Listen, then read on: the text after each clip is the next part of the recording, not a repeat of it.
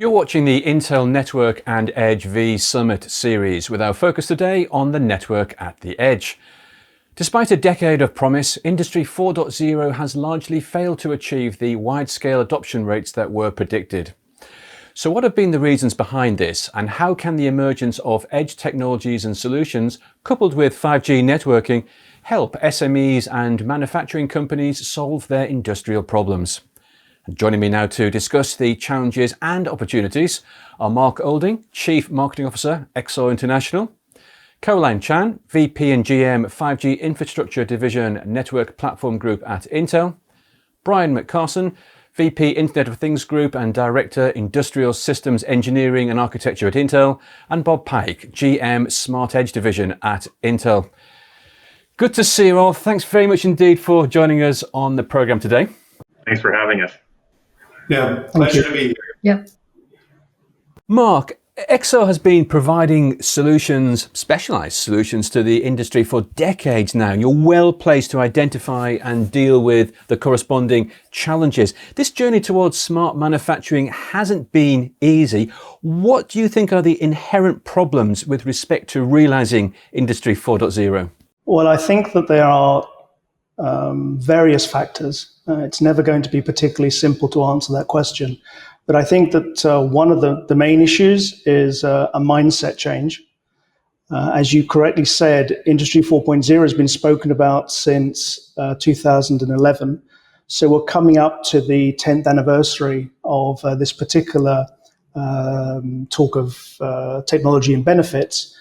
And the technology industry, which includes us, of course, has really shot our own selves in the foot, because we have continued to speak about the benefits of Industry 4.0 for the manufacturing sector, when for a long time, the technology was never really there to actually implement these particular benefits. So what's happened is it's created a tremendous amount of cynicism by people, which has lasted over many years. What this really does lead to is that we've been speaking to the wrong sector of people. We've been speaking to basically everybody, when really 90% of the technologically adoption curve really do not love technology.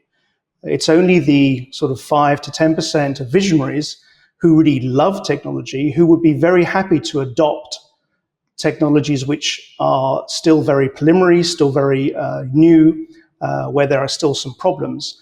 The vast majority, the 90%, really do not want to have problems. They want to have standards, they want to have industry standards, and they want to go from there. So the one set is a mindset issue. And you can see the difference between the manufacturing sector and some other sectors. For instance, AWS. AWS was brought about by a couple of engineers who inside Amazon decided, hey, we should use our own infrastructure, which we built up for the logistics and the warehousing, to actually start selling that to third parties. It's that type of mindset which is required also in the industrial sector to continue.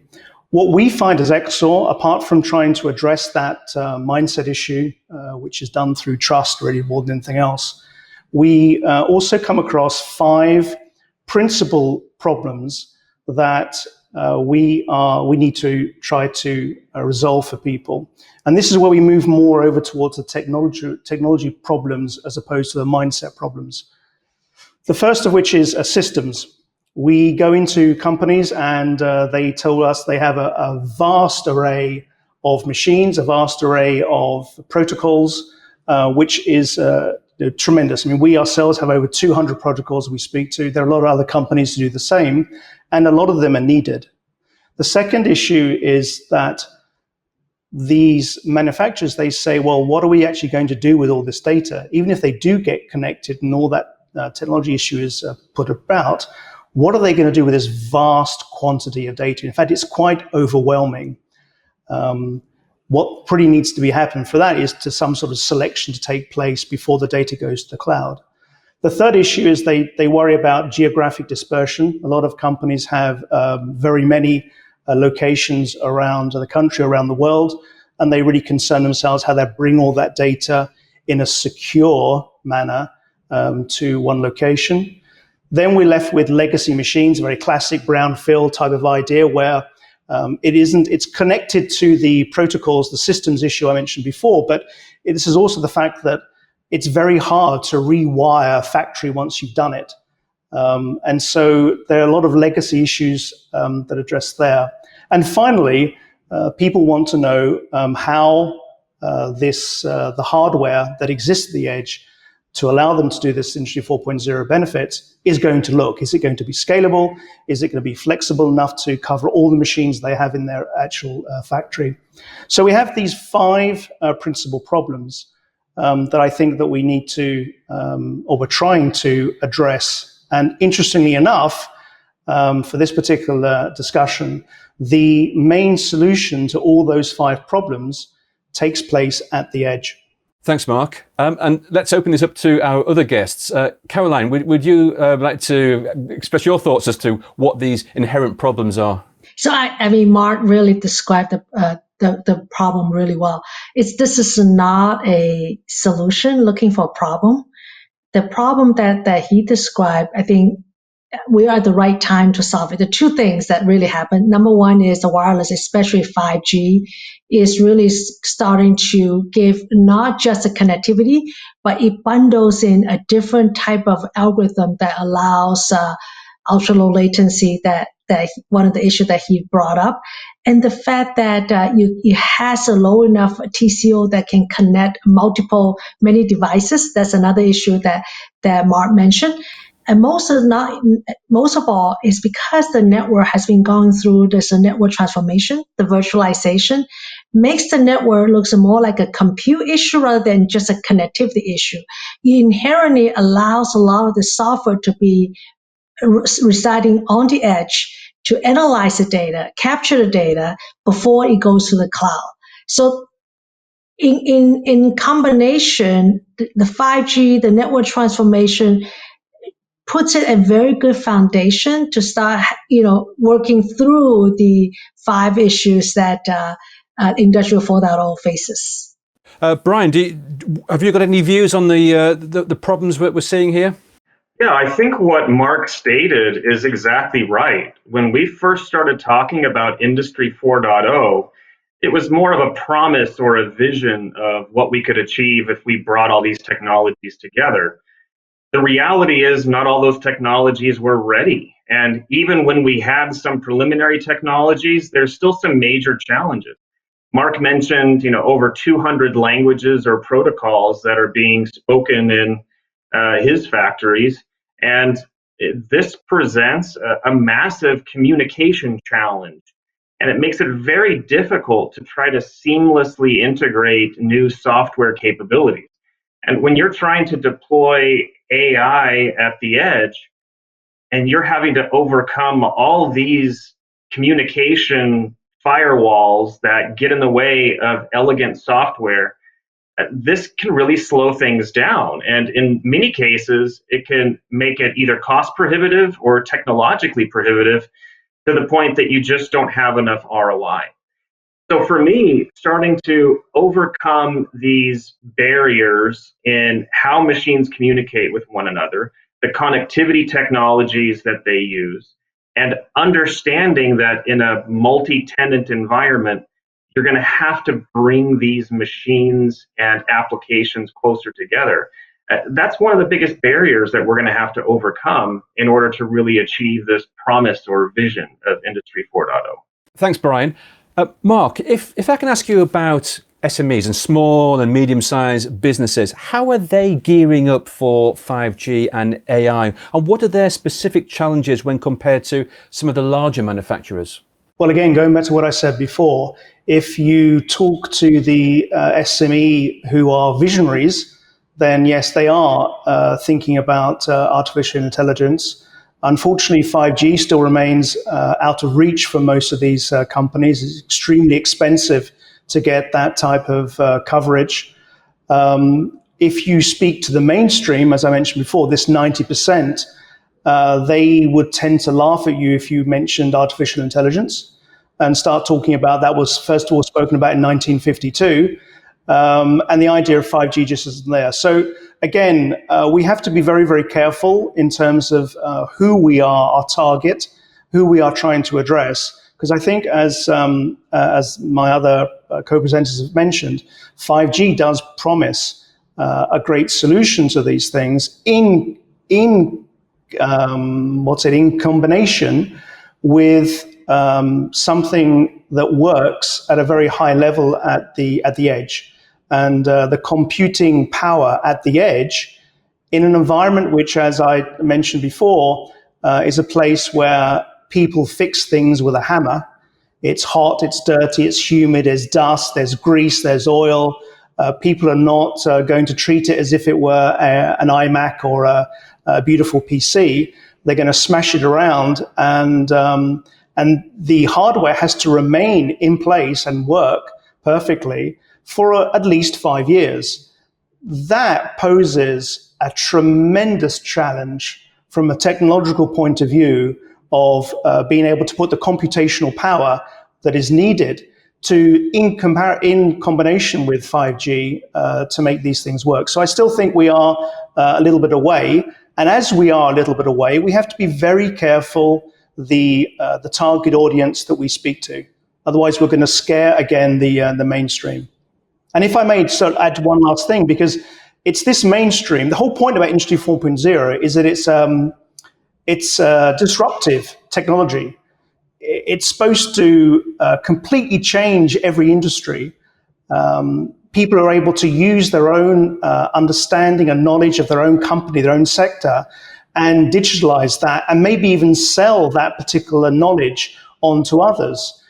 If we don't address the adoption curve in a correct way, what will happen is that we'll be left with the very major, massive enterprise players who are able to afford to have a private 5G network, for instance, who will gain tremendously, and will lose a great deal of opportunity from these SMEs. Brian, let's look at how we can accelerate this implementation. How critical are standards and open source in driving this transformation? Oh, it's absolutely essential. If you look at what's happening in the 3GPP environment around trying to coalesce an entire set of industries, this is essential for us to achieve some of these promises of 5G that are being discussed. So that's one area that must continue, and major kudos to all those who have been involved in the evolution of 3GPP over time to get us to where we are today. But our work isn't done. In a factory that has real-time capabilities that need to be deployed in order to manage machines, control the output of machines, measure and record product quality control parameters, and dynamically feed those back to machines in order to prevent products from being built that would ultimately have to be discarded or reworked.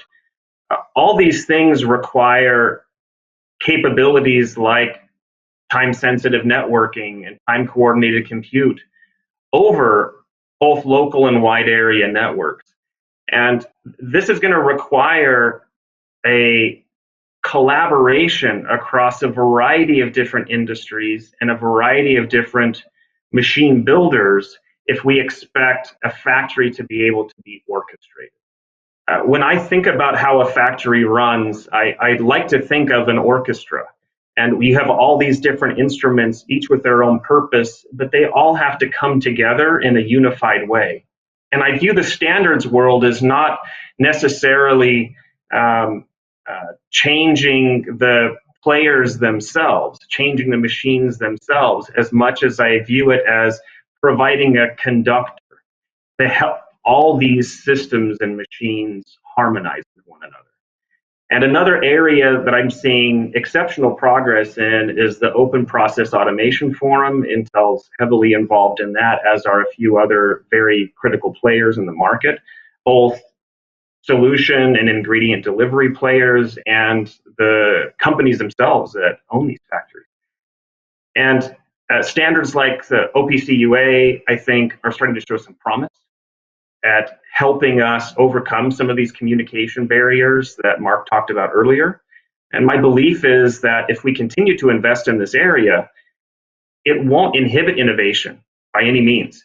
It'll make the mundane easy, and it'll make it simpler for companies to concentrate on their precise value proposition in the market and not have to waste so much time with all the overhead needed to try to get all these disparate devices talking to one another. Thanks, Brian. And we'll continue talking about 5G now. Caroline, how do you see private 5G or CBRS style shared license networks playing out with the enterprise? I think it gives a certain level of controllability and flexibility to the enterprise. I actually happen to sit on the board of a CBRS. We talk about that extensively. It doesn't mean there's not a role for the operator. The operator very likely will come in and manage the network and run the best known methods for the enterprise if so desired. But it gives a flexibility to the enterprise to say, I would like my network to be certain ways. I would like to retain data in certain ways. It's a variety that in the previous generation, when we try to bring the wireless into the enterprise, we often fail because the network today, up until 5G, is really designed for the smartphones. It was designed for the consumers. We really never took a view of what would enterprise like.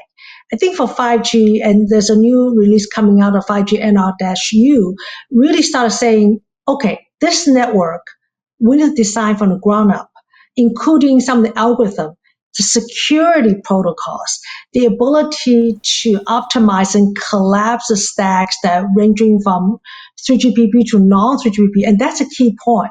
Back to what Brian was talking about.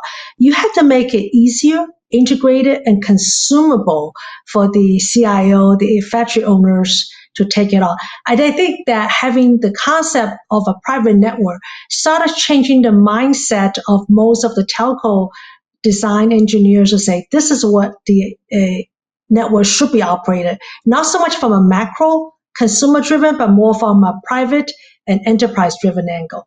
I think it's a big step forward to make 5G, the promise of 5G for Industrial 4.0. Thanks, Caroline. And Bob, how do you see private mobility or shared license networks working here, especially as Caroline just mentioned, this need for stronger security? Well, I think private mobility has really been kind of our focal point for the converged platform we have. We one of the underpinnings of the design of the platform was to take LTE and make it more consumable by an enterprise. I remember meeting with the first few enterprise clients that we met with, and I got some really wonderful advice from one of them. It says, when you think about the edge, there's so many threat vectors. You should begin with security in mind. And actually, this is when I first met Caroline, and we really aggressively worked inside of Intel to think, how do we secure the edge? So we began with the idea of zero trust. That nothing trusts anything. You have to build the trust chain natively on each kind of, from endpoint to application policy. And we leveraged all the wonderful assets that Intel has in silicon from a standpoint of key management certificates. So we thought about this from both insider, nearsider, farsider kind of threats. There's real kind of concerns. So auditability around it. There's just so many things we tried to do, and we've consistently been challenging ourselves. This is why we're consistently interacting with the security teams inside the industrial or factory facilities to just challenge to make sure, because security is a kind of never-ending journey. Some of the new FIPS requirements are helping us kind of even get even more prescriptive around it. It's the whole idea. You got to protect it, the data when it's sitting still, when it's in flight, and when it's being processed. There's some new technologies coming out called SGX that I think is even going to advance the security further. But again, there's no better, kind of work than to make sure we protect the industrial and the manufacturing facilities of the world round. Thank you, Bob. And Mark, have you got some additional views on security? Yeah, I just wanted to add one point, is that I think that the work that Intel has done, both on a software and also hardware basis for TSN, time-sensitive network, has also really helped the other part of the triangle, as it were, of issues that need to be sorted out. And that's whenever I speak to a factory owner, usually the thing that they are most proud of is the lack of human incidents, so the safety of the people that work there. And time-sensitive networking really does help, or will help, with that particular issue. So the work that Intel has done on that, so as well as the security of data, the work that Intel has done on the security for people indirectly via the work on TSN, I think is extremely important. Brian, given that the network edge is getting closer and closer to the factory, how does this impact the cloud layer or the machine layer? Is this a new compute layer being added, and will this result in just increased complexity? Well, I wouldn't say a new compute layer is being added. There's a compute layer at the edge today. However, the complexity and capability of that layer is advancing. What we need in order to deploy artificial intelligence in a factory environment isn't just about the edge or the cloud. It's about a harmonization between the edge and the cloud, and how that network infrastructure brings these things together seamlessly. But if you think about what does it take to deploy artificial intelligence at the edge, if I have a complex algorithm or model that I need to deploy in order to monitor my machine's health, look for the quality control parameters of products that are being manufactured on my industrial line, there's a lot of compute capability that's required right there at the edge. It's not cost effective to send all of that information to the cloud and have all of your processing for inference or even the simplest machine learning capabilities that you might want to perform on time series data. To have that all be sent to the cloud can create a massive networking bottleneck. It can be expensive from a network infrastructure cost. And in some cases, it would be absolutely ineffective. In some manufacturing environments, you need to have as much as latencies that are measured in microseconds in order for you to protect the health of the machine or to adjust the parameters on the machine at the first sign of a quality control issue being detected from one of your real-time analytic capabilities. And even at the speed of light, you can't go all the way to an off-prem cloud-based infrastructure, perform all that analysis, and send a decision back over the network to the machine in a matter of microseconds. You would need to have that data center to be on-prem. And the reality is, for many factories, that's just not cost-effective for them to have their own on-prem data center. So this new layer at the edge that's emerging is new only in terms of how complex and sophisticated the computing resources are.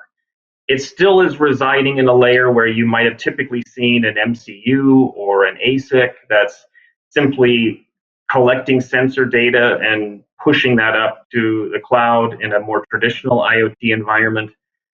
But with this era of artificial intelligence finally starting to become accessible to more factories in the industrial environment, that layer now is capable of advanced inference, and eventually things like federated learning could start to emerge.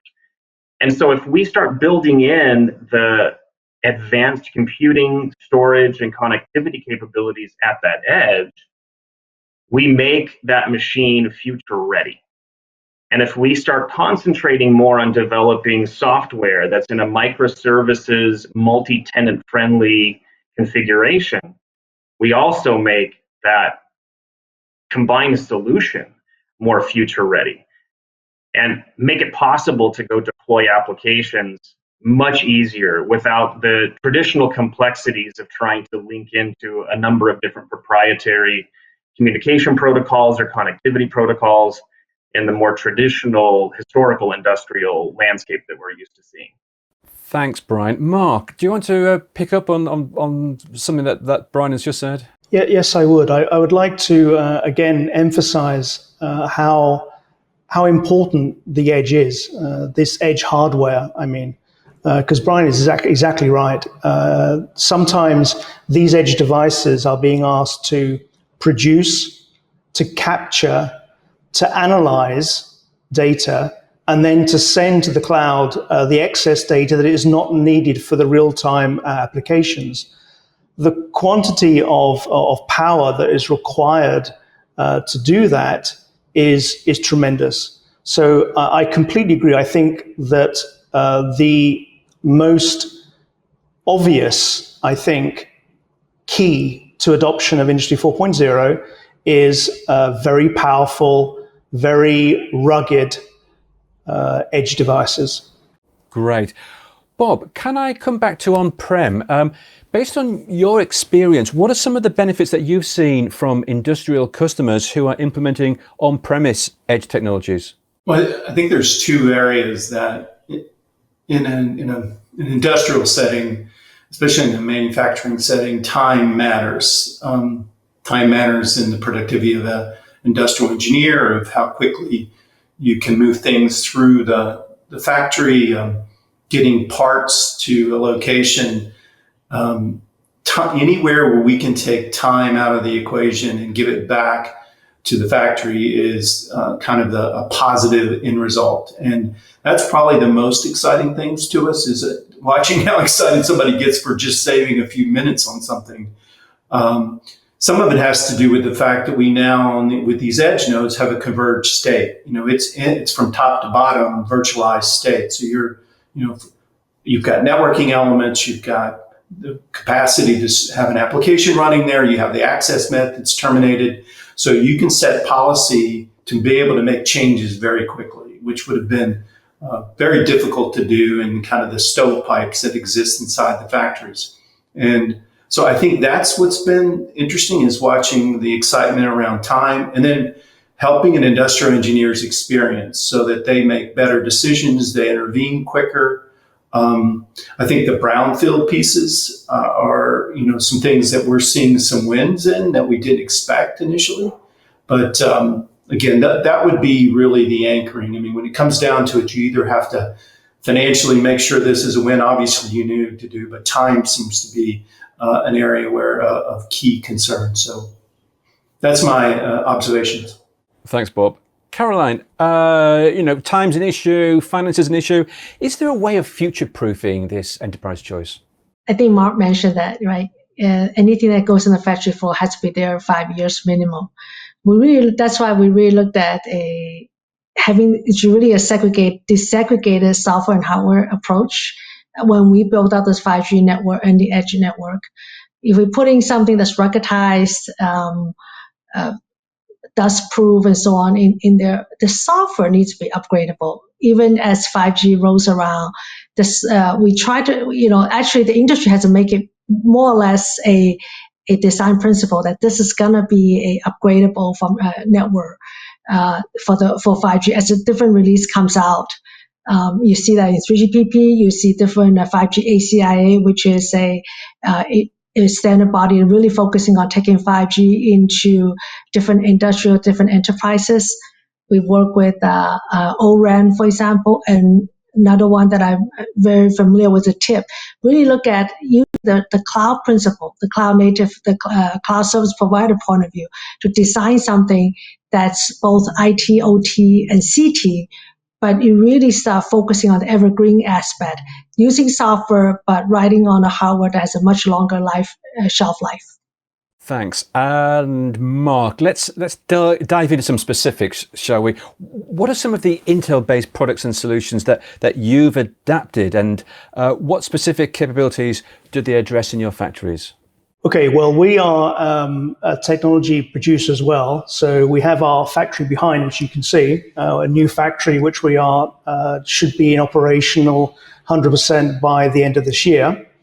And so that's given us the opportunity basically to tackle firsthand all of the problems that a factory owner would have when they're coming to the very enjoyable position of setting up a greenfield site.